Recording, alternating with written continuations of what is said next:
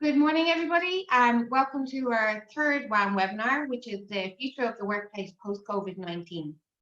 So my name is Caroline McCarthy, and I'm the WAM program coordinator here at AHEAD, and I'm going to be your host for today and facilitating the session here this morning. So just to kind of be aware, like most of you here today and the presenters, all of the AHEAD staff are actually working from home. So please bear with us if the webinar, might have some dogs barking in the background, could have children kind of screaming and crying in the background, or internet connections might drop. So please do bear with us throughout this webinar. So before we kick off today's webinar, I just kind of want to alert people to the various different features that are here on Zoom. So we do have live captioning available here today. So if you want to click the CC button at the bottom of your screen, subtitles for the webinar should appear then. If you've got any questions, please do type them using the Q&A feature in the chat box. This is easier for us to kind of keep track and we'll be able to respond to them. So if you have any questions for presenters that you want them to answer, please do use the Q&A feature. And just for your information, I do have my co-host Niamh Grennan from AHEAD, who's the WAM project officer. So you won't see her today, but she's kind of going to be in the background, maybe answering some of your technical queries or just making some comments and sharing some links. So if you see Niamh or people referring to Niamh, that's who she is. So the other kind of feature that we have is the chat feature. So this feature is really to kind of comment or make observations or chat with other attendees throughout the webinar. So if you do want to chat with other attendees, just make sure it says everybody instead of panelists. And then I suppose one of the last things is to just remind everyone of the hashtags. So if you are on social media, Twitter, LinkedIn, please do use our hashtag WAMinar. So WAMINAR. So today's presenters, we have James Northridge, who is the founder of Urability. We have Dr. Patricia McCarthy, who is based in the School of Education in Trinity College Dublin, and she's also a disability rights activist. And then we have Fiona Coyle, who's the CEO of Mental Health Reform. So I'm just going to start the webinar by asking my colleague Niamh to kind of just share a poll. So this is the first in the series of many polls here today. And it's really to kind of just, gauge your, I suppose, where you're coming from. So Niamh, if you wouldn't mind sharing that poll. So you should see a poll come up on your screen now. So we kind of just want to get an idea of who's watching this webinar here today. So the first question is, please select the option most appropriate. You work in HR, disability or access officer, you're a hiring manager, you're a line manager, a regular employee. The second question is, what sector do you work in? So public employer, private employer, higher education, further education, if you're an NGO or a not-for-profit, or other, if it doesn't fit into any of those categories. And then the question 3 is, where did you hear about this webinar? We've done a few kind of targeted advertising to try and get the word out. So it's just interesting for us to see kind of where you heard about the webinar. So if you heard about it on LinkedIn or social media, please tick yes. If you got a direct invite, please tick no. So just while that's kind of working in the background, I just want to, for those that might be new to us and first time you've engaged with us, just kind of want to give you a bit of an overview of what AHEAD is. So AHEAD, my lovely poster in the background, which kind of states that our mission is, working to create inclusive environments in education and employment. We've actually been around since 1988, so over 30 years in AHEAD that's been around. So the WAM program, or WAM for short, is a project of AHEAD, and it's been established since 2005, so almost 15 years. We're currently funded by the Department of Employment Affairs and Social Protection. So what WAM is, we work with employers to provide paid work placements or internships for graduates with disabilities by ring-fencing those roles for a period of 6 months minimum. To date, we've placed over 470 graduates, and about 80% of our graduates secure full-time work as a direct result of their WAM placement. If you want more information, there's a huge amount of resource and information on our website, which is ahead.ie/WAM. If you're a new employer, we actually are going to be having an information session on the WAM program and how to get involved. So that's going to be on the 14th of July. So if you're a new employer and interested in finding out more, please do join us. All you have to do is email us, wam@ahead.ie. So I'm asking Niamh if she can just end that poll and then share the results on the screen. So the poll is now closed. So Neve, if you wouldn't mind sharing the results. Perfect. So you should see the kind of breakdown. So we have 15% that work in HR, 14% that work as a designated disability or access officer, 1% is a hiring manager, 18% is a line manager, and 51% are regular employees. We have, in terms of what sector people are coming from, 38% of our attendees here today are working in the public sector, 7% are working in the private sector, 10% work in higher education, 21% work in further education, 18% work in the not-for-profit sector, and 6% then work in other that doesn't really fit into those categories. So the third one then, just about where did you hear about the webinar? So 23% said they heard about it on social media, which is great. So that's really positive news for us. And then the others probably would have got a direct invite. So I'm actually just going to, if you wouldn't mind stopping that share, that would be great. And I'll stop sharing my screen. And I'd like to invite James Northridge to kind of show his video and mic.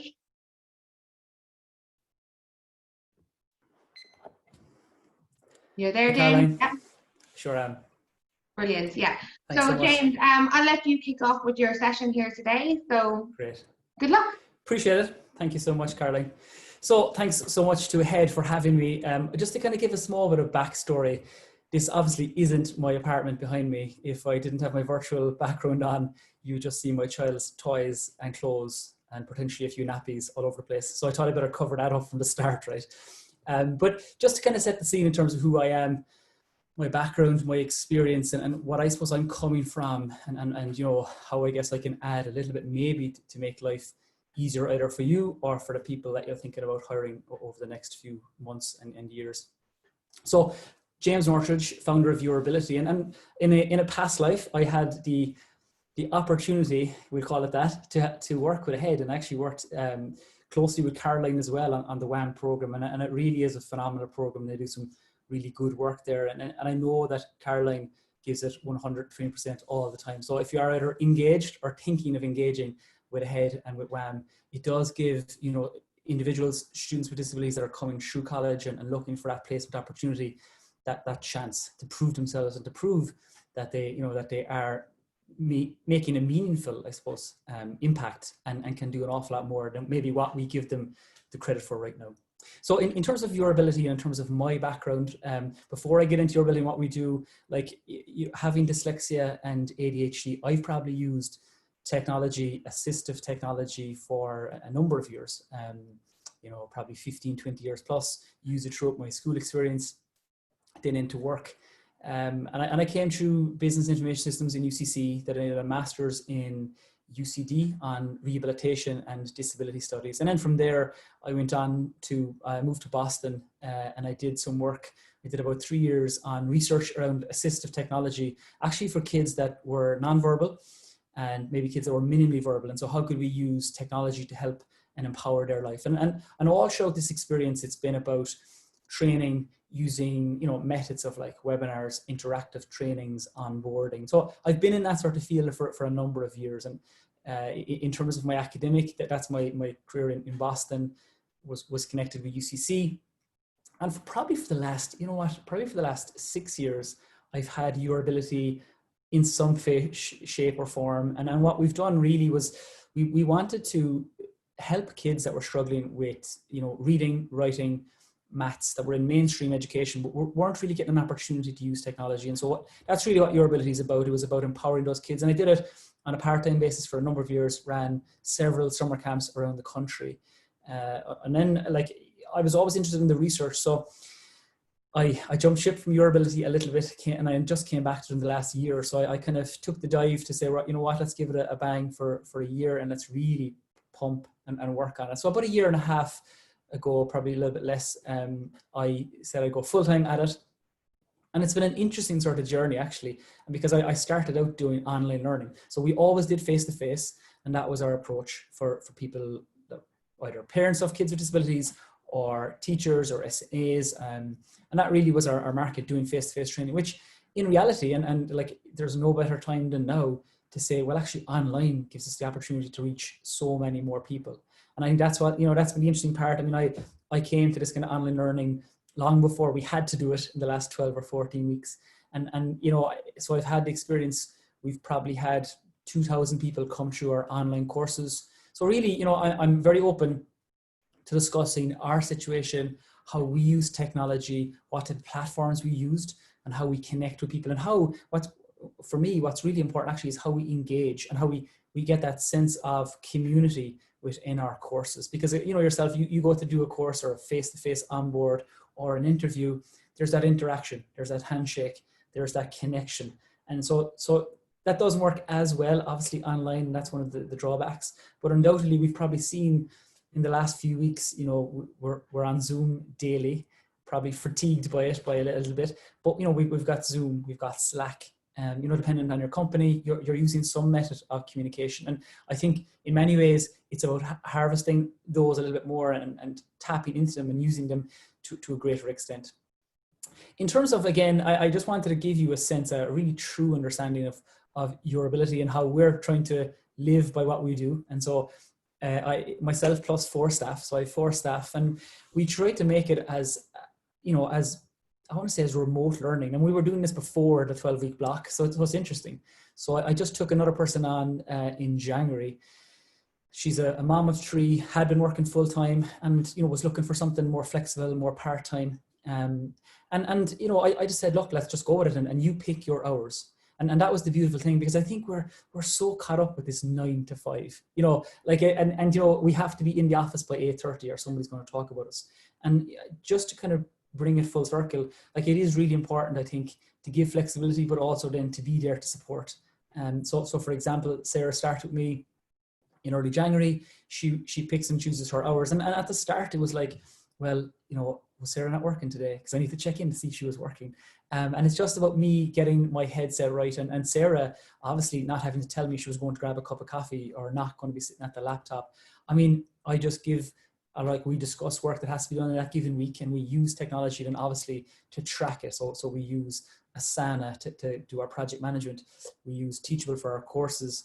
You know, we use various different communications with the people that are on our courses, and then we run various different webinars, either via Zoom or via webinar. You know, we have a number of different platforms that we use dependent on what the avenue is, or whether we're marketing or whether we're just actually supporting people that are using our technology. So I think Sarah's a really good example. And just in the last 6 weeks, I'm like, Sarah, you don't have to actually work 9 to 5 per se. It doesn't have to be Monday to Friday, because her husband works shift. So he does, you know, maybe 3 12-hour shifts. So now she works, let's say, on a Monday evening when the kids have gone to bed. So she probably does, like, I don't know, 8 to 10:30, because it suits her schedule. And the thing I've found actually with the 4 guys that I've working with me is that and as a company, we get so much more. Like, it took an awful lot for me to jump into giving that trust, I suppose, or ensuring that they were just going to do the work. But what I've actually found is we've got way more, you know. So I have Sarah, I have Ruchi, I have Tara, and they're working remotely. They're not based here in Cork. And I have another staff that a member that I took on in America. And that was a really interesting journey, actually, because I was looking for somebody in terms of technology to support our development, our course development. And we looked here in Ireland, and just the skill set suited, and I was really apprehensive, like, is this going to work? Can I ensure that this person in Philadelphia is really going to do the work that I need to get done? Can I connect with her? Is it feasible? And it's been the best thing I've done, and she's been probably working with me for 10 months now. And so again, we just use daily communication. We have 1 meeting a week, and we try to cut down on those meetings, because look, I think what often happens with us around technology, and we'll get on to accessibility in a second, is that we initially think about, well, let's block book a meeting, so we just have to have that meeting on a Thursday morning for an hour, because we put it in the calendar from 10 to 11. But in reality, that meeting can be done and should be done probably in 15-20 minutes if there's a decent agenda. And so you're not wasting the time of getting to the meeting, of people having the generic chit chat at the start. And we as Irish are probably renowned for it. And what really got me going there, dealing with Erin in America, like, I'll come on, I'll say, oh, how was your weekend? And did you do anything? And, you know, you're trying to have that bit of banter at the start. And it's really like, let's just get down to business. This is what we need to discuss. This is what we need to talk about. Let's just get it done. And I just like that kind of directness. And so my experience with Urability, especially in the last 6 months, and specifically in the last 12 weeks, has been that remote learning and technology have made things so much more possible. Like I used to travel quite a lot, and I'll give you a good example of some of my ridiculous traveling. So I was over and back to America a bit. I was over and back to London probably once a week. And I worked with an organization called Leonard Cheshire Disability. So some of you might know them. We worked on a really interesting project actually looking at technology for people with disabilities in Africa. So we're looking at Kenya predominantly. And the interesting part there was that obviously we had all the tech in the world, right? But they still wanted me to land in the office 1 day a week, 1 or 2 days a week. And so they, you know, I would be there every Monday or Tuesday, and I had to fly from Cork into Heathrow, then get on the tube across town. It would take me about 2.5 hours to get there. They'd put me up in a hotel that night. I'd work the next day, but it was costing. I mean, the cost of that was ridiculous. So I might land there on a Monday, do a day's work on Tuesday, and then I'd be on my way home on the plane. And I get an email to say, actually, this person who's important is flying in from wherever on Thursday evening. You need to be in the office on a Friday morning to talk to this person. And like when I think back now about the time I wasted about flying, sitting in airports, delayed flights with Ryanair, it was just ridiculous. And I hope that this experience has given us is that technology can make those possible. So that 35 or 45 minute meeting that I would have had in London, and would have paid, like Leonard Cheshire would have paid £400 for me to jump on a flight last minute, now can be done via Zoom. And I think the connection is there, and we're all getting used to that environment. Now, that's not to say that it's perfect. And I think it's important that we tackle that too. I'm not here to say that everything's rosy in the garden, it's all great. You know, it is also about, there are challenges. And I think hopefully when we go back to the new normal, or normal as we knew it, is that we might have more of a blended approach. So potentially for you guys is, could you use technology to make onboarding easier for people with disabilities or people that have family at home? Like, who knows what childcare is going to look like for the next 3 months, and having a small little 2-year-old who luckily has not knocked on the door yet. You know, it's interesting, you know, like, so could you do your onboarding, your training from home? Could it be remotely done? Could somebody come and work 2 days in the office potentially and do 3 days from home? Could they do half day on a Saturday? I mean, that's a little bit unheard of, you know, but again, I allow my staff to completely pick what day they want to work, when they want to work, and not obviously for how long, but like just get the work done. I think we have this mentality, having come from academia, you know, like in Ireland especially, it's 38.5 hours. That's how long we work. But really, could you get the work done in less? And, you know, there's an awful lot of talking before we ever jumped on to COVID and what this looks like in the last 12 or 14 weeks. Like, there was talk of the 4-day working week. I think that's becoming so much more realistic now. And again, for those of you in Dublin, having lived there for 5 years, you know, like commuting every day for an hour and a half or more is that usable time? Is that time well spent? I think that's what's important. So for me, in terms of technology, what does the future look like? I think personally, I think we've potentially jumped 5 years ahead of where we might have been. And I see that predominantly in the people we deal with. So again, our online courses, we're getting people taking our online courses now that would have never thought about technology. Like, they call themselves tech dinosaurs, and it's all about making the experience as interactive and as accessible as possible. Like, we have to be careful not to be lazy. And this is my kind of, I'm coming to my finishing point here, is that we have to think about accessibility. You know, and accessibility isn't this thing we just tap on to say, oh, well, I'm going to do this for the person who might be visually impaired, or I'm going to just push out, you know, these particular notes because it might be easier for those who struggle with reading. It really is about, first and foremost, thinking about accessibility from when you build that content, or when you're creating that onboarding experience. What is it? How does it look? You know, it needs to be, I mean, personally, I think it's really important that any video you push out on any either social media or training platform or onboarding experience is video based, is captioned, has a transcription. And there are things actually that you can do relatively straightforward now. Like the likes of Teams has a built-in version. If we're using Zoom here, you can use closed captions if required. You know, there are services like rev.com or ev.com, and you can get video captioned after the fact for about $1 a minute. You can get transcriptions for 25 cents a minute. And that makes your content so much more accessible. And think of it from yourself. You're sitting home and maybe there's something going on, or, you know, you're making the dinner or whatever it might be. And you can literally turn on your iPhone or iPad, and you can watch something with the sound off and just watch the captions. And like, so think about making life easy for you. So the key kind of takeaways for me are, there's 3. and I'll leave you on these points, and that is, think about the opportunity of workforce that you mightn't have thought about before. So we have now people with disabilities that potentially could work from home and could be as diligent and more than any workforce you have, and so maybe we've missed an opportunity there before. And so now we could have somebody, like I have somebody, it's a part-time, not a full-time person, but she does an awful lot of content writing for me. So she helps me with writing blogs, reviewing my content and updating my content, and phenomenal. And, she has a disability, and it's just the work she gives to me and the value she adds is incredible. I couldn't put a price on it. And that's something I would have maybe never thought about before, but now she's working from home, and it's perfect. I sent her something, I give her a few days to do it, she comes back to me, and it's phenomenal product. So think about that potential opportunity or workforce you might have never thought about before. And of course, you have the services and supports of WAM and Caroline and her team, and capitalize on that, use it, and make the most of what's available. My second point of 3 is think accessibility first. Okay, so we often look at it, again, like I said earlier, as an add-on, as something we can tap on top. And that's okay if that's what you have to do.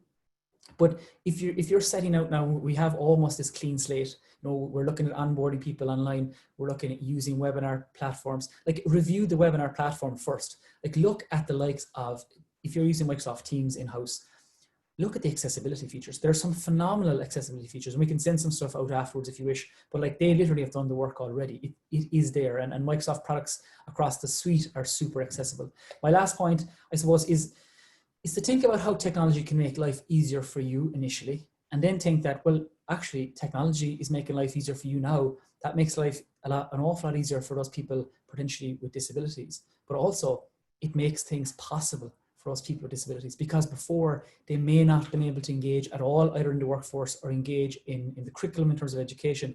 But now, because of technology, it's possible. And because of technology, you are accessing into this workforce that you might have never thought of before. So I hope that gives you kind of a sense of how I'm using remote learning, how I think about technology, and how I think the future is going to change. And I'm not saying that we've changed already. It's much more that we have the opportunity, I suppose, to capitalize on some of the things we learned and some of the things that didn't work so great in the last 12 or 14 weeks. And how can we bring that into more of a blended approach to making recruitment, to making that employment opportunity, I guess, we give people, and be they someone with a disability, be they somebody aging, be they a lone parent, be they someone who has kids at home.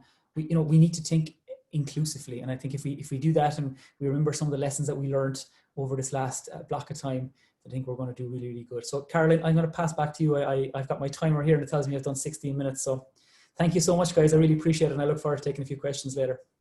So don't go away just yet, James. I do have a couple of questions that came in. Okay. Yeah. So thanks very much, Shane. Yeah, so I suppose you kind of touched on it a little bit. So we have a question in just going, what platform have you found to be the most universally inclusive and accessible? So you did mention kind of around Microsoft Teams and Zoom.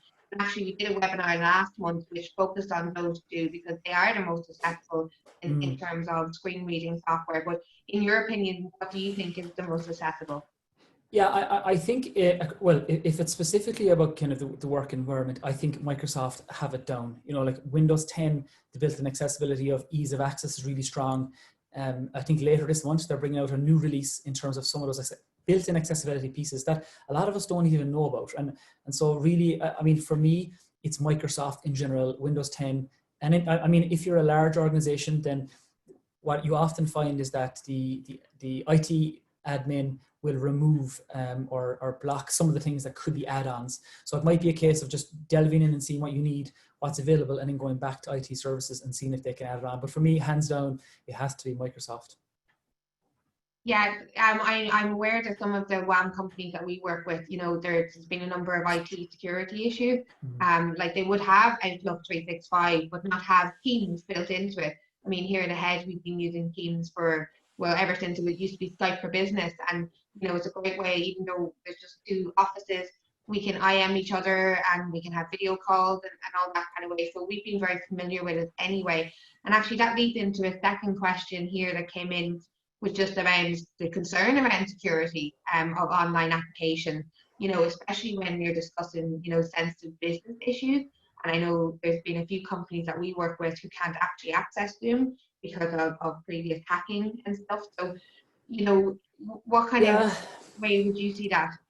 I think it's a really valid point. Don't get me wrong, but I think that we've come to this, like, the way I'll put it is that, you know, the vast majority of us are using online banking.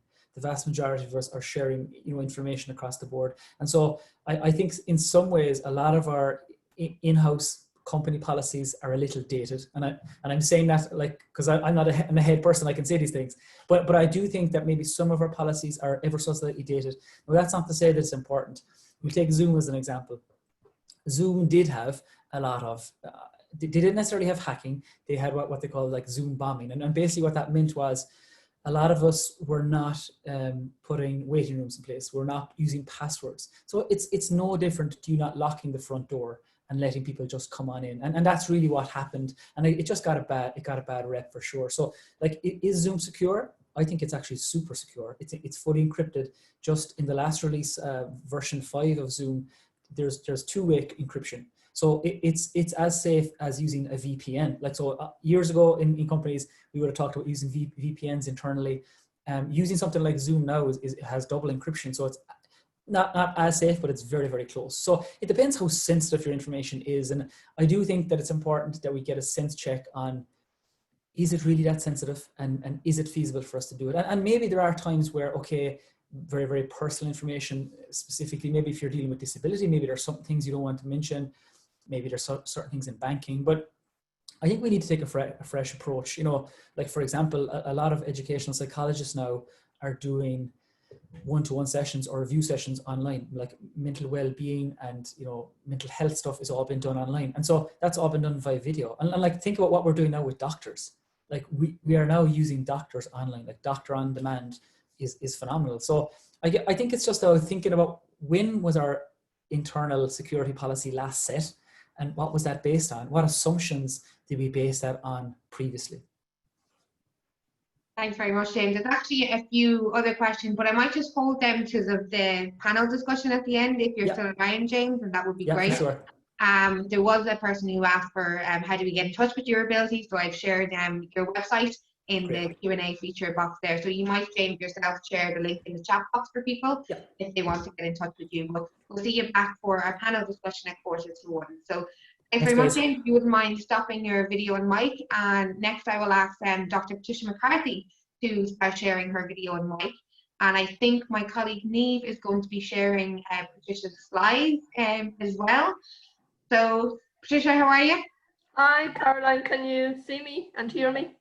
I can see and hear you, yeah. I think Excellent. we're waiting for Niamh to share her screen. Yeah, here it is. Thanks, Niamh. So, Patricia, I'll let you take the floor. Okay, thanks, Caroline. Okay, good morning, everyone. And actually, it's probably nearly afternoon now that I think about it. I'm going to start by asking Niamh to share the first poll for this morning, please, if you don't mind, Niamh. And you might just read out the question for people as well.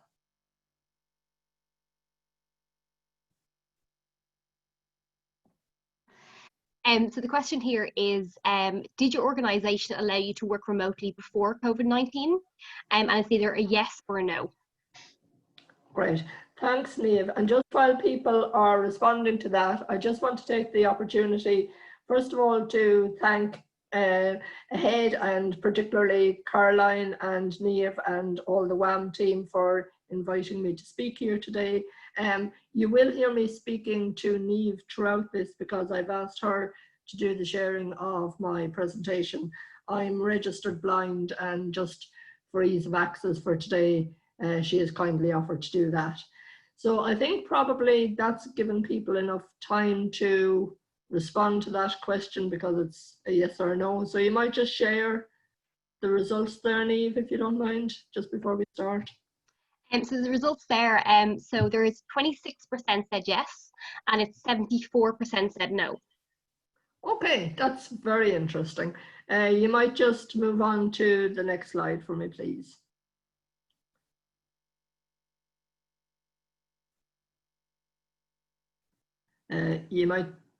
Thank you. Great, that's wonderful.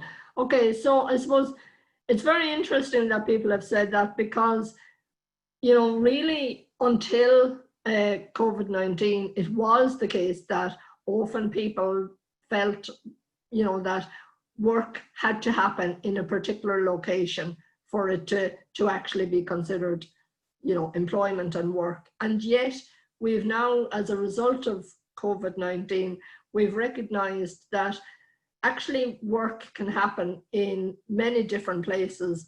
And there's also a realization that actually people are working from home and from very different settings rather than, you know, the traditional office or organization.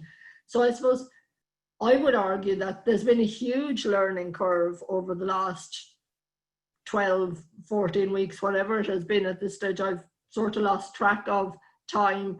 It's been very strange, really. And I suppose just to give an example for myself, I work in the School of Education in Trinity, and like I have suddenly been able to do so much of my work from home, be that delivering lectures or be that holding Court of Examiners meetings, which are the end of year exam boards and things like that.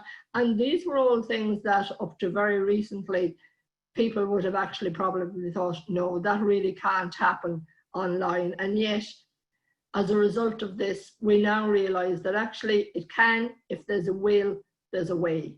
And really, I suppose that's what I'm talking about today. You know, we have come through this very steep learning curve for everyone. That includes managers, line managers, HR, the, you know, regular employee, everyone really. And I suppose we've learned to adapt to change, and we are quite, you know, it's incredible what we can adapt to when we are put in a position when we don't have an option. But I suppose really what I want to focus on today is that what happened as a direct result of COVID, meaning that we had to work from home and there wasn't a choice, we should now see that as a wonderful opportunity to initiate change within our organizations and to look at how remote working can become part of the norm. And I'm not going to say the new norm because I'm not sure what the new norm will be, and I think our norms might change for a long time to come. And Niamh, you might move on to the next slide, please. Thank you very much. And I suppose really when you think about it, you know, remote working can benefit everyone and can be beneficial for everyone. You know, I would argue that while, yes, it may be particularly beneficial to people with a disability, like myself, I definitely, you know, was able to engage much more in work over the last couple of months than I would have been if I was in you know, had to go into Trinity maybe every day, because, you know, some days it's difficult for a whole variety of reasons. But I would also argue that actually remote working can benefit everyone, I would argue, at particular stages in life, be that, you know, a situation where you might have children that are coming in some days at 2:30 in the afternoon and not having somebody to look after them. If you can work from home that day, you can be there when they come home from school, and yet you can continue to do your work. And James made a very, you know, very valid point as well. We don't always have to work from 9 until 5 every day. It may not, you know, we're dealing with international companies, organizations where you might need to actually talk to somebody in Australia. So therefore, you working from 9 to 5 isn't always the right time to be working either. You know, it can increase inclusion, being able to work from home. And it, you know, James also spoke about increasing the diversity of your workforce, because people that may not have been able to work before for a variety of reasons may now be able to engage in remote working. I suppose it really can impact on productivity. And you might say, why? And James touched on it there as well. I would say, and we're not going to ask this question, if people want to put it into the chat, that's fine. But I would say that a lot of people are traveling for 45 minutes, maybe up to an hour and a half to and from work every day. And, you know, if you're able to say, well, actually on Tuesday and Wednesday and Friday, I'm going to work from home, you're saving that travel time for yourself. You could actually be working during that hour and a half. And, you know, and also for people with disability, you know, who may, or with significant health issues, be they physical or mental health issues. And Fiona is going to speak a little later about mental health issues. So I'm just highlighting that at the moment. Having the opportunity to work from home some of the time can actually be very beneficial and can mean that they are a lot more engaged in the work they do. And, you know, you could see a significant benefit from enabling people to work from home occasionally. And you might move on to the next slide, please, Niamh. Thank you very much. Okay, so I suppose, you know, when we think about remote working, what's required? I suppose the first thing that's required, and James did mention it a little bit earlier in a way, is to develop remote working policies and guidelines, and, you know, make it part of your organization that actually remote working is available for everyone, not just for particular cohorts, because that can be quite exclusionary and, you know, cause more problems down the line. But if you make this a policy which is inclusive of all the workforce, and whereby you can, you know, dip in and out of remote working for periods of time, it actually becomes, you know, very commonplace. And, you know, you will get used to the fact that Patricia actually only comes into the office on Tuesday and Wednesday, but, you know, we can still have a Zoom meeting or a team meeting at 11 o'clock on a Friday, but she will be there via Zoom rather than there in person. And I suppose setting clear guidelines around best practice for remote working is really important. And I suppose you need to consider, you know, the what, where, when, and how work can be done. Because, as I said, you know, we have now realized that actually an awful lot of work can actually be done from home, and how it's done, you know, you have to negotiate around that, and setting clear guidelines as to how that's going to operate is really important. It will make for a more agile and flexible workforce as well. So maybe for your organization, it would actually benefit some of you if somebody was able to actually start at 12 p.m. rather than 9 a.m. or 8 a.m. and finish a little later, you know, and maybe working from home would facilitate that. You know, I also think, you know, a lot of people, you know, places of employment, you know, if you're having to constantly come into built up areas, you know, how people are traveling, you know, I regularly hear people saying, I don't have a parking space, you know, so those sort of things might become less of an issue as well. You might move on to the next slide, please. Okay, just before I continue that, actually, you might share that second poll question, please, Niamh. Sorry, I should have said that earlier.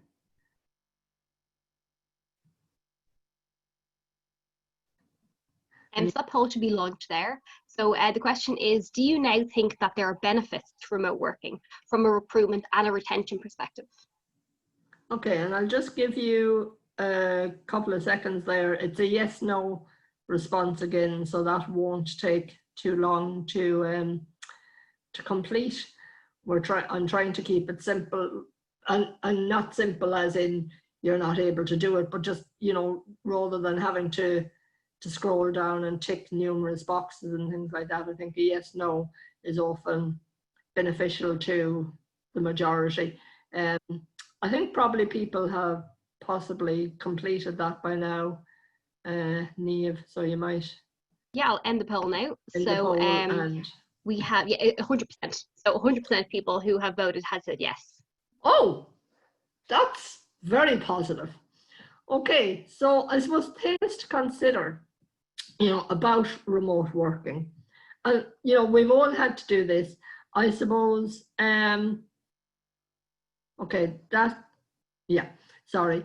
That the results are still up there on the screen. Sorry, I was wondering, oh, they're gone. Thank you, Niamh. Sorry, I was just wondering what was, after popping up, I was wondering, had I hit something, which is highly possible.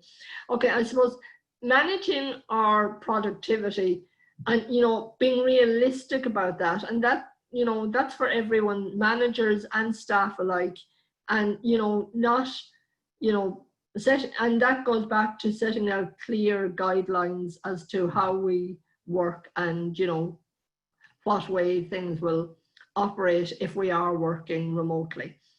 I suppose be sure that everyone has equal access to technology. We all, you know, James spoke a lot about that, and often, you know, people don't always, and, you know, it's not just the technology itself, but we, you know, we need to look at, you know, the internet access and all of those sort of things, you know, to ensure that people can actually participate and engage as fully as they would if they were based in a work environment, you know, outside of their own home. And I suppose another aspect of that is also, you know, looking at, you know, their work environment and how that is set up for them, you know, and if there's anything as, you know, an organization you can actually do or should do, you know, the responsibility of the employer, you know, is still very relevant, whether we're working from home or in an office. And, you know, we have to think about that. And next slide, please.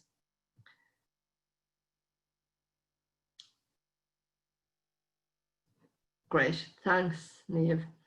Okay, and I suppose really one of the things I suppose I have found in recent times, you know, it is sometimes people can feel a bit disconnected from their, you know, their workmates and things like that, you know, and, you know, while it's, you know, it's very beneficial to be able to work from home, I think it's really important that we maintain connections with all the workforce, you know, and ensure that, you know, as a manager or a line manager or someone in HR, that you're proactive around this.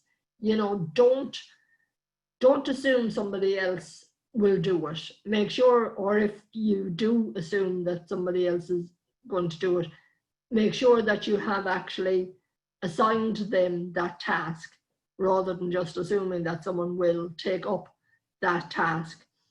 I suppose in relation to people working remotely, communication is even probably more important, because you're not bumping into Patricia on the corridor or Caroline in the lift or Niamh getting out of her car. And I don't know if any of, you know, those things would happen, but, you know, and you're not checking in with them. So it really is important to be able to communicate and to build that sense of connection, and to make the person who is working remotely feel that they are still part of your organization.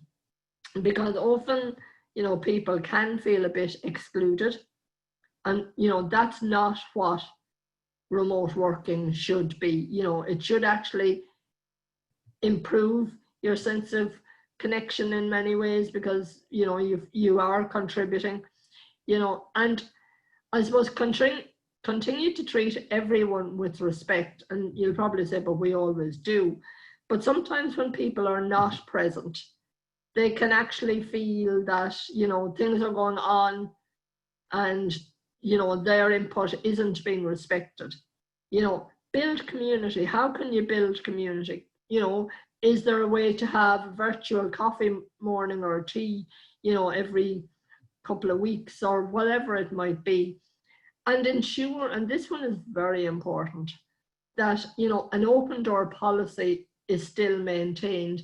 Now, this is something that, you know, you will have to work at, but, you know, for those that are working from home, it's important that their voices are heard as well as the person who's actually in the office every day. And when I talk about remote working, you know, it is a situation where, you know, we mightn't all work from home all of the time, but we might choose to be able to work at home a couple of days a week. And we need to feel that we are continuing to be part of the workforce, regardless of how, you know, and when we are in the office. You might just move on to the next. Thank you very much. Okay, where to from here? And I suppose that's what everyone is probably wondering at the moment.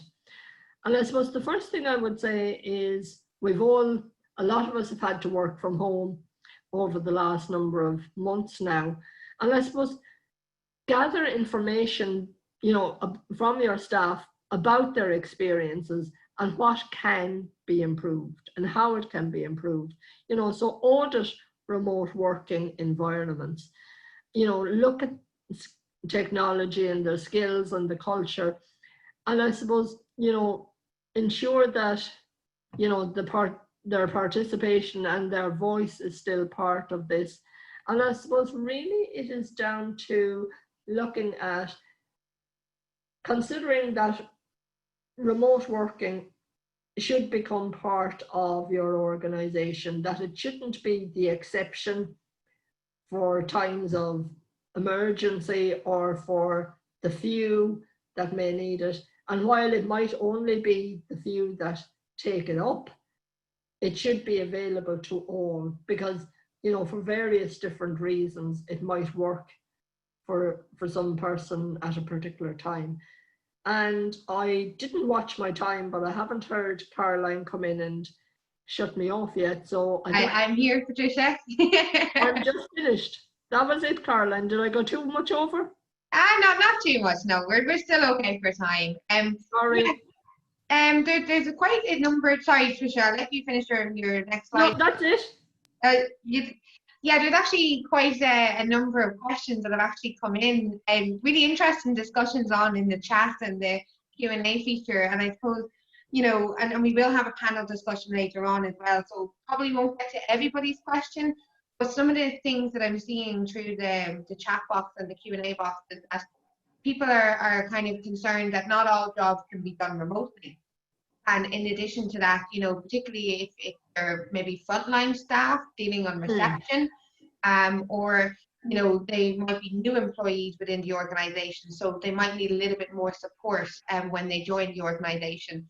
So, Patricia, I just want to kind of get your thoughts on, I suppose, is remote working for everybody? Can all jobs be done remotely? And I know you touched on it, saying that remote working, you know, we're talking not full time, but having that flexibility.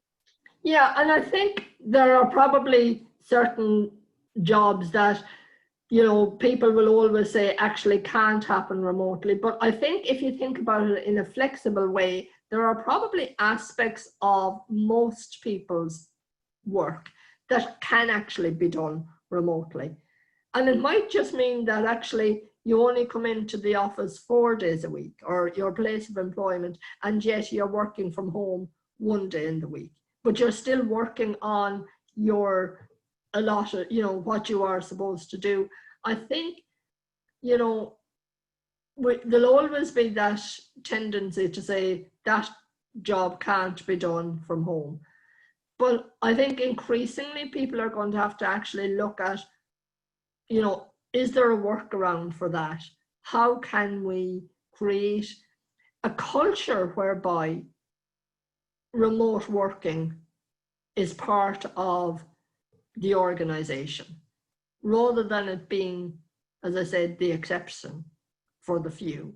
I would argue, yes, there'll always need to be people working in shops to, for tills and to stack shelves and all of those things. But I would imagine that some of the other types of work in shops can still be done remotely. And, not all of the workforce needs to be in the workforce 9 to 5, Monday to Friday. Yeah, I definitely agree, Patricia. For certain jobs, like even in a head, very, like I live in Glasnevin, our offices are in Blackrock, and even though it's only 11 kilometres, it takes me an hour and a half each way to get to work because I'm going through the city centre with traffic, Exactly. There even is the thing around, I might have a work meeting in town at one of our companies and I'd be finished up early at 4 o'clock. And it's kind of like, right, well, there's no point in me going back to the office because by the time I get back to the office, it's time for me to go home. Whereas if I had the option, and now I do, and hopefully will do in the future, is that I could get home at 4:30 and do another half-hour work at home, on my laptop. So, I'll just give a very brief example. Yesterday, I got a phone call from Kappa Hospital because I have regularly had to attend Kappa. And rather than bringing me over to review my situation, they asked me all the questions that they would have asked me if I sat face to face from them. And, it was done. They were happy. I was happy. And I didn't have to leave my home. And 6 months ago, that would not have happened. So, a lot more can actually be done from home than people had envisaged before. I actually had the same experience as you, Patricia. My hearing aids weren't working a couple of weeks ago, and I was like, oh my God, with COVID, that there were limited numbers going into the audiologist in town. And I was a bit nervous about going into town, to be honest with you, and just with so many people around. And I actually did a remote consultation over the phone with my audiologist to try and figure out what the problem was. And I was going to get new hearing aids, but thankfully I managed to get it fixed, so I didn't have to get that. But it is interesting. I've experienced that remote consultation, particularly with the health sector, and that would have never been done before. I mean, they were talking about my hearing, like how do you assess my hearing over the phone, Yeah. So it is interesting. Okay, I might just leave it there for the minute and Patricia, turn off your video and mic and ask Fiona if she wants to start sharing her video and mic. That would be great. Hi, Fiona. Hey everyone, afternoon. So Fiona, I'm going to let you take over from here. So we have about 20 minutes for your presentation, and we'll take a couple of questions. So please do, attendees, keep asking questions. We might not cover everything, but it is good to see that you're all really engaged here this morning. Thank you so much, Caroline. And yeah, it's two great presentations to follow from Patricia and James. So my name is Fiona Coyle. I'm the CEO of Mental Health Reform, and I'm very well aware we're getting to that point in the presentation where people may start scrolling at their emails and may start to wonder. So I thought just to start with well, here are our Twitter tags if you wanted to follow Mental Health Reform and myself. But to start with, I thought that we could do a quick quiz. So Niamh is going to put up the first question.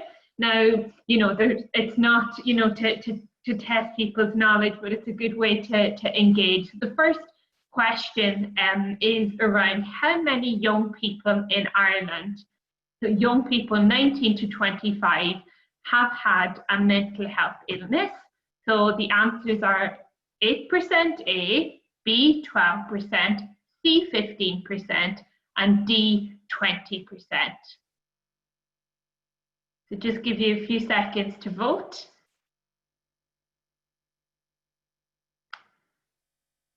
Yeah, maybe we'll close it now and see what the answers are. Okay, so the correct answer was 20%, and 70% of those who answered picked the correct answer. So I think that's really interesting. The stat to me, you know, this is our current and our future workforce, and 1 in 5 have experienced, you know, a mental health problem. So the second question, need to put up.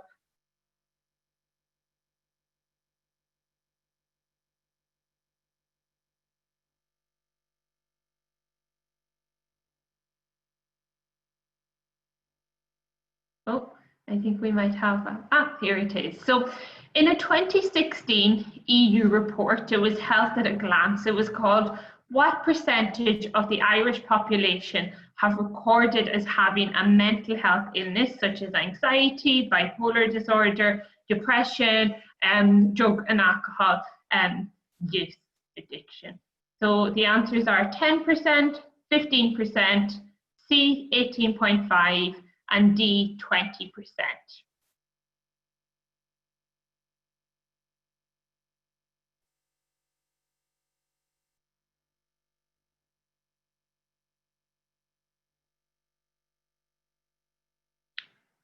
Okay, and the results are in.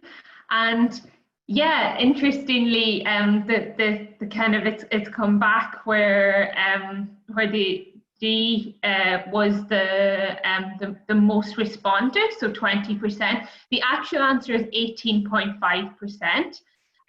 But in the report, Ireland was rated the 3rd highest country in Europe, and that was in Europe in a broad sense. And that's really interesting, you know, to note that we have such high levels of people reporting to have experienced those illnesses. So the third and final question is going to come up now. And this question is going to be much more from, I suppose, a business perspective. So we don't have the figures for Ireland, but in the UK, Deloitte have estimated that mental health problems have cost the UK employers how much a year through lost production, recruitment, and absence. So it's 25.6 billion A, 35 billion pound B, C, 45 billion pound, or D, 50 billion.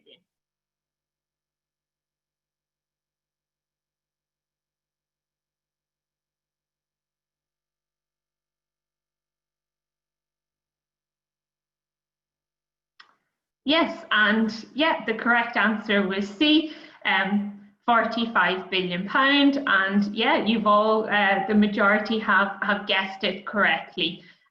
Yeah, so as you can see, I suppose I just wanted to get people to start thinking about mental health and mental health problems, and you know, to start to put it, you know, I think what this quiz, maybe what does the quiz teach us, what is it, what have we learned maybe, is that, you know, mental health affects a large number of individuals in Ireland. Many of them are currently engaged in the workforce, and investing in mental health, it's a smart business move. You know, it's about investing in your workforce. Just a little bit more context. So the first figure you've already seen. The second figure, you know, 15% of children, so that's age 11 to 13, have had a mental health disorder. Young Irish women are suffering the highest levels of moderate to severe symptoms of depression among their EU counterparts. We have had between 2011 and 2019 an increase of 40% in those being referred to child and adolescent mental health services. And the cost of mental health difficulties currently costs 12.4 billion each year to the state and other actors. So, you know, just to put a little bit of context, you know, around mental health and, you know, how it is affecting people in Ireland. So this presentation, I'm going to go through, you know, a little bit of context as I have on mental health with some data.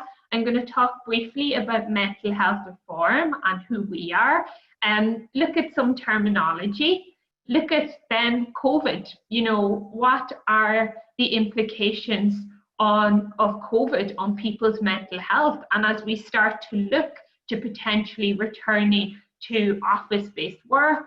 What do we need to learn as employers going forward? So mental health reform, this is us, well, some of us. So we are a coalition. We are a coalition of 75 member organisations, all of whom work in the area of mental health. Our work, so as I said, we're Ireland's leading kind of organisation dedicated to improving mental health services and supports for everyone in Ireland. So we're very much focused on creating change, so in policy and implementation, so that every individual in Ireland can have the access to the supports and services that they need, you know, when they need them in their own community, so that everyone can achieve their own best possible mental health. And how we do that, we're very much focused on, you know, changing policy. We advocate, we campaign. Here are some examples of some of the work that we do. We try and empower, you know, those people whose voices are the most important, is those with lived experiences, to speak out and to tell their story and to advocate for the change that they see that needs to happen.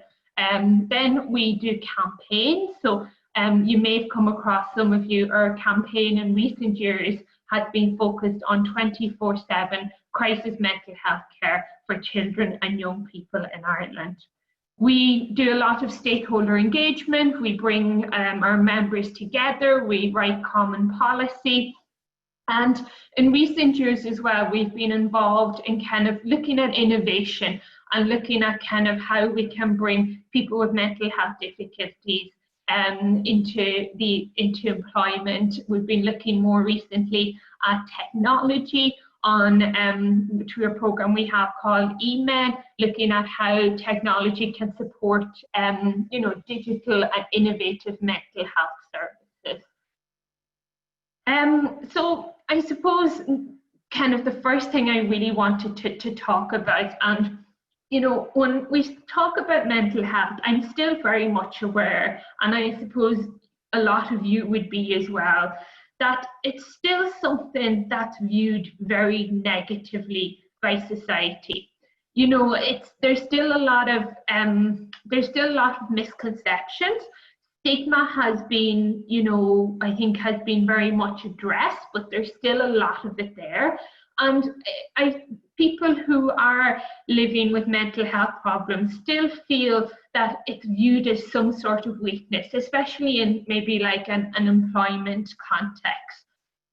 So some terms to maybe look into. So mental health, so this by the WHO, it's a state of well-being in which the individuals realizes his or her or their own ability, can cope with the normal stresses of life, can work productively and fruitfully, and is able to make a contribution to his or her or their own community. Then I suppose people with mental health problems, this is a definition by Mental Health Europe, they are people who experience or have experienced mental distress, some of whom have a psychiatric diagnosis such as depression, schizophrenia, psychosis. I think the important thing that we're still needing to learn a lot about mental health. There's a lot of misconceptions, and I think, you know, as employers, there needs to be, you know, greater, you know, discussions had around, you know, what is mental health. The majority of people who experience mental health problems can overcome them or learn to live with them, especially if they get the help early on. And mental health, you know, the problems, they are defined and classified. This is mainly, you know, to enable professionals to refer people to appropriate care and treatment. But it's really important to note that, you know, some diagnoses are controversial, and we really need to be, you know, mindful of not labeling people. You know, there are common symptoms to every diagnosis, but every person, you know, every person behaves in a different way. So there are some of the things that I think we still need to work on as a society when we're talking about mental health. COVID, so Patricia and James have really very much outlined, you know, some of the learning and the opportunity we have from COVID. And I will be doing that also, but I think, you know, we are in the middle. It is a global pandemic, and I think for most of us on the call here, especially in the initial weeks, it was probably a very challenging time for us.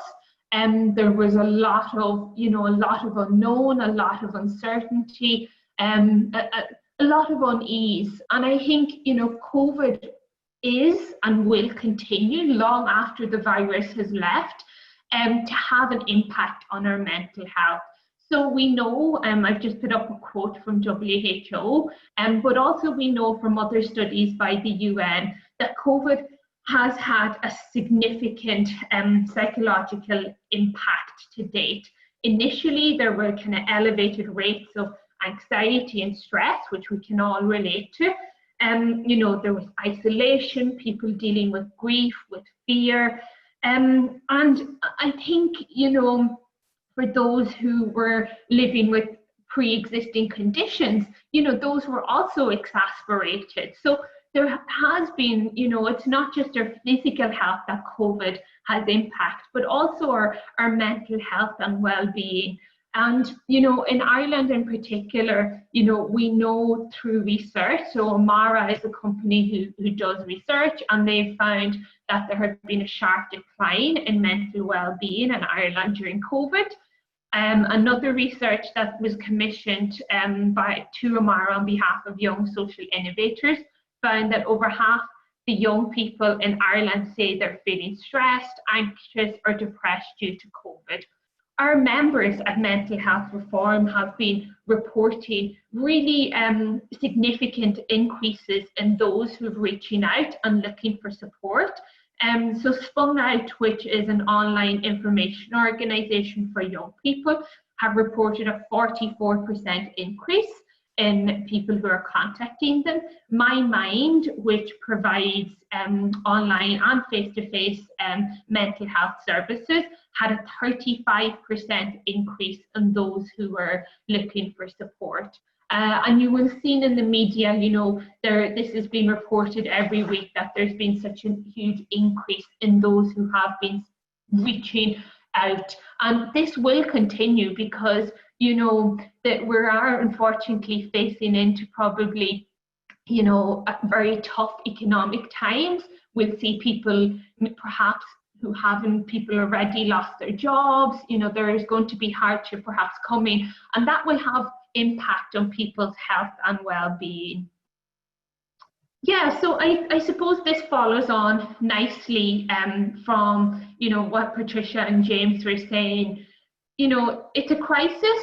You know, there are elements that that are challenging for us, including those who are working in mental health, employers who need to address, you know, the mental health and well-being of their teams, of their workplaces. But it's also an opportunity, you know, to look at our business practices, to look at our ways of working, and to adopt models and protocols that are inclusive and can promote, you know, better health and better mental well-being of workforces. And I'm not the only person saying that. I think in the private sector, generally, you know, the perception seems to be, is the future of work, is the future of the worker well-being. So, you know, the Harvard Business Review there, you know, we see human resource publications all viewing COVID as not only an opportunity, you know, to look at how we work, so to look at working remotely, but also to see how we support our workforces, how we reposition, you know, that conversation on mental health and mental well-being, and how we can collectively as society use this opportunity to break down the stigma that's still around mental health, and to go forward to view mental health as something, you know, that is very much, as we know, on par with our physical health. But we're not quite there yet. And I think we really need to use this as an opportunity. We have seen the single biggest change in workplace practices, probably in the history of our lifetime, and probably in the history of the next 100 years. The move from in-person to remote has been a huge change. And I think, you know, we can use that change, you know, we can use the conversations that are happening about how we can learn, reflect, and, you know, kind of move forward from all this to also bring in a conversation on mental health and well-being. So, you know, kind of some kind of practical discussions, you know, using the opportunity, I've made that point a number of times, taking the time as organizations and employers to take a step back and to look at, you know, what is our understanding of mental health and well-being? Are there any misconceptions that we have that may need to tackle? Now is a good time to do that. As Patricia said as well, you know, I think as we move to a more remote way of working, there needs to be more emphasis on understanding the well-being of the workforce. You know, it'd be interesting to hear in the comments, you know, how many organizations that you're working for do a well-being survey to kind of tap into, you know, the well-being of your staff. We need to challenge perceptions and stigma. We need to adopt new or enhance existing supports.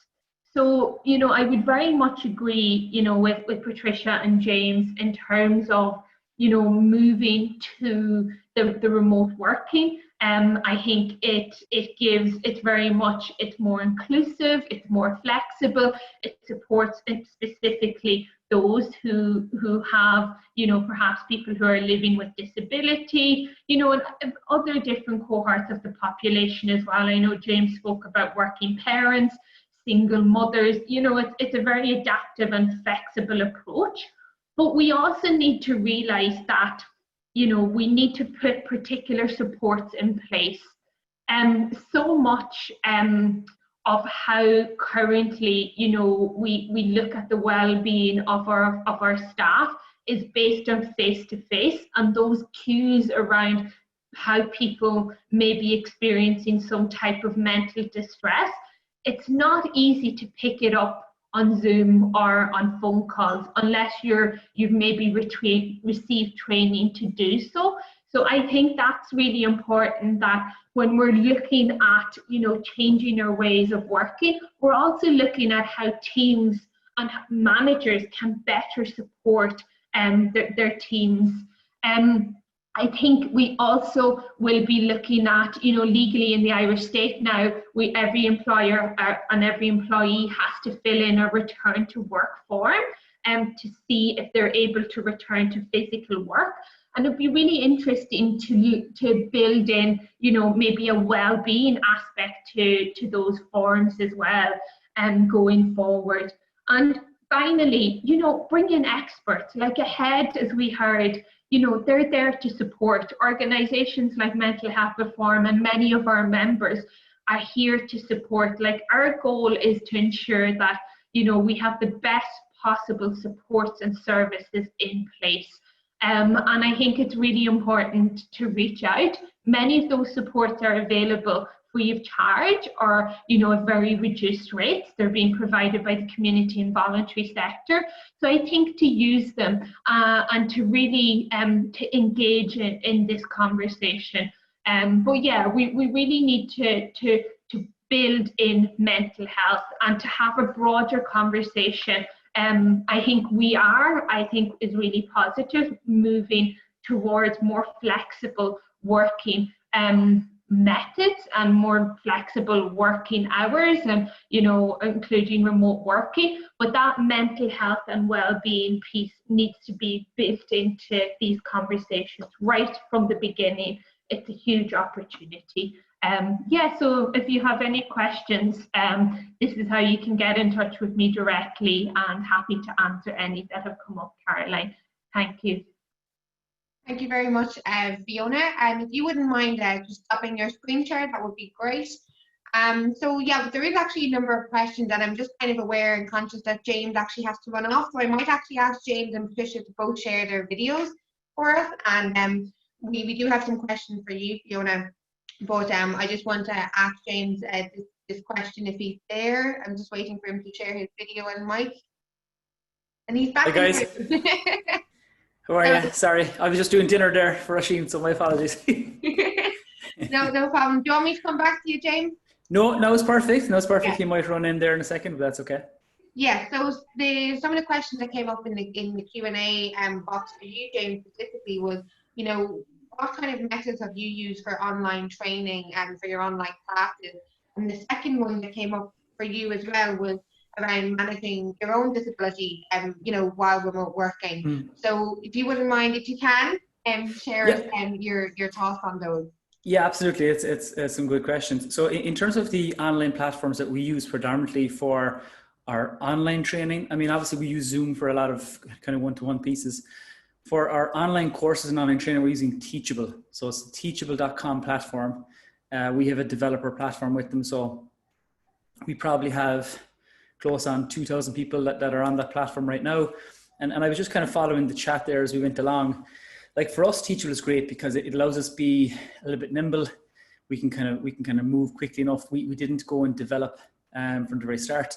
I have a developer on board, and so we custom coded a lot of our platform, a lot of our structure, a lot of our the way we do things basically is custom coded, but the back end is utilizing something like Teachable. Now, I appreciate that Teachable mightn't be something that's usable for all. It's very, very, like for me, it was important because it was video based, it was interactive. There's interactive quizzes, there's captions built in, there's the functionality to add captions. There was a whole array of things that for me, it ticked a lot of boxes. Mightn't be like 100% accessible, but it's very difficult to get to that. And I think it's about you potentially just looking at something that's going to work for the vast, for as much as you possibly can. And then it's maybe a few add-ons yourself. In terms of my own, it is a question I've actually been dealing with a bit, and lockdown has been interesting for me. Does the ADHD impact me a lot? It certainly impacted me an awful lot when I was younger, that's for sure.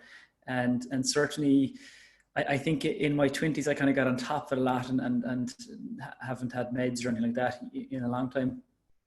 But for me now, it's more about, sleeping well. It's about drinking lots of water. It's not about drinking too much coffee. It's about exercise. Literally daily was my thing, so it was either running, triathlon, like whatever I literally could do, swim in the mornings, gym in the evenings. And then since having a kid, and since lockdown has kind of come into play, some of those things have stopped. And so I just try to stay on top of it as best I can. I probably, like for my staff, I probably am a little bit, lastminute.com with lots of things, there's no doubt. And, I probably frustrate them greatly in many, many ways. And if any of them are watching, I do apologize. But, they've come to understand how I work, and I've come to understand how they work. And I would nearly say in my hiring of people, I've probably taken on people that have not the same skill sets as me in some ways, but allow me to be more creative and drive on our business and have that interaction with people. And then I know there's somebody in the background who's going to take care of, you need to be on a Zoom call at 11:30. I have staff that kind of know, okay, he's going to forget. So we're going to send him a text. We're going to put in his calendar. We're going, there's sometimes where one or two of them might have to text my wife and say, James needs to be here by this time. And that sounds bizarre, I know, but that's the extremes we've come to. And I've come to actually, personally, I've come to, not to forgive myself, but to be a little bit more lenient, and there's lots of things I don't do very well, but I think as a nation and maybe as people in general, we often focus on the things we're not good at. I'm not good at spelling, not good at writing, I'm not great at time management. or certain things I could do an awful lot better, but there's a hell of a lot of things that I'm really, really good at. And it's only in the last probably 4 to 5 years, I'm like, I'm going to double down on what I'm really good at, and that's helping and supporting people and ensuring technology is working as best as it possibly can. And I'm not going to worry with the other things. And like, I was probably a bit of a perfectionist in many ways, and my ADHD probably took over there too. And you know, it's now more about the, you know, 80-20, 80% done is far better than focusing on that 20% of trying to get it perfect. You know, so it's just about get it out, get it done. And I do appreciate, again, that's not in a mainstream work setting, and sometimes that doesn't work. And when I did a 9-month stint, it was like a contract position with, oh yeah, sorry, my little wife stepped in there. But when I did a 9-month stint with Lynn Cheshire in the UK, it was really interesting because I was all about creativity, I was about using video, and they were like, oh, that doesn't adhere to policy, or you can't possibly do that now. And so I think doing my own thing has probably worked really well for me. That's not feasible for all. But there actually was a very interesting study came out from, I want to say NUIG, on entrepreneurship for people with disabilities. It was either NUIG or it was DCU. I'll look it up and I'll send it on to you. But really, really interesting in terms of how people with disabilities potentially could get into self-employment. So I think I've answered more than the 2 questions you gave me there, but I hope it's useful. But if there's anything else, please just let me know. And I'm sure people can get in touch with you via your website if they want to find out more. But that's great you shared that resource about people. I personally haven't heard it myself. So it definitely is something I'm going to be looking into, because, you know, we are working with our WAM employers, and they are going to be remote onboarding, you know, graduates into their company, but remotely. So I think it's a good opportunity for us in ahead to look at what other accessible platforms are out there as well. So James, there's actually just one other thing I might really briefly add there, because I saw it pop up, and that was like this sense of community. Like, it is really difficult to get that sense of community online, and we've tried in many ways. We've looked at using private Facebook groups specifically for the cohort that we have. I do those coffee chats that Patricia talked about. So for our parents and for our SNAs and whatnot, we typically will have a coffee chat on a Friday morning, and it's informal. It's the possibility for them to ask me questions. When people come on board on our session, on our courses, I send them a personalized video. Like, I literally say, you know, like, hey Caroline, how are you doing? It's great to see that you've come on board with your son Adam, who's 6. This is what I think would be great for you. And so for me, it's easy to do that really quickly. I use a service called bonjoro.com. So it allows me to, it basically what it does is, if you sign up to our course, it triggers that you've signed up to our course. It creates a task for me, and then it says, you need to send a video to Caroline, who signed up 2 days ago or 3 days ago. And then I can, and all the information is in this little app. Like this morning, I'll give you an example. This morning, I stood, I should say, in the Ballincollig Park, like one of our regional parks, at about 7:30 for an hour. And I recorded like 14 videos for 14 people that signed up yesterday. And it's just a nice touch. It you know, people feel, Jesus, he actually cares about us. And in reality, it didn't take me that long. It took me like a minute and two minutes to record a video, and it automatically sends it, and it sends a nice little message to say, you know, you're very welcome. This is how you can connect. Reach out to me for a catch up. And there was one other thing I just wanted to touch on that I heard while Patricia was talking. Like, I think we have to be important that remote working and distance learning, or whatever you're thinking about, it's not perfect for all. Like, there are elements of all jobs, I think, and Patricia's really right there, that could potentially work from home. But like, I can't wait, if I'm really honest, to get back into some sort of office in some capacity, because just meeting people for me is important. You know, going for that coffee is important. And so I think it's about how we move forward, and a blended model is really, that's where it's going to become important. It's not either or. It's not to say it has to be home working or not. And I think for employers, and especially larger, maybe public bodies, it's baby steps. It's about like, how can you do this in the smallest steps possible? And it might be trialing. And I think a comment popped in there about WAM. Would this work for WAM people, or people that are going on the WAM program? Maybe on some scale, but I do think that, you know, that kind of human connection and contact is really important to understand what the workplace is like, and get a grasp for what it's like to be in there. And that might be, again, like Patricia said, on a part-time capacity. But anyway, guys, I'll let you go, and thank you so much. I'll still be here on the ears, but if there's anything vital, reach out. Great to be with you. See you soon. Well done, Caroline. Well done, Niamh. Thanks very much, James. So yeah, so Fiona, there was just a question that had popped up in the Q&A box I think you mentioned around the 44% increase in mental health difficulties because of remote working. So is remote working a danger actually? And how do we avoid this figure from getting worse? And you shared some takeaways, but I don't know if you had any thoughts on that kind of comment there. Yeah, no, like definitely, like I suppose they were just figures in increases to some of the services of our members, but you know, we do know that the current situation, you know, we are not remote working. People have been forced to work from home, you know, and I think we need to make that distinction that what we're talking about now is going forward and implementing a remote working model because we've been forced into doing it. And like I think someone raised a question, and maybe because it's linked as well, Caroline, is that around we knew these things before COVID, and organizational cultures and barriers helped us, but you know, sometimes, you know, a crisis can change culture.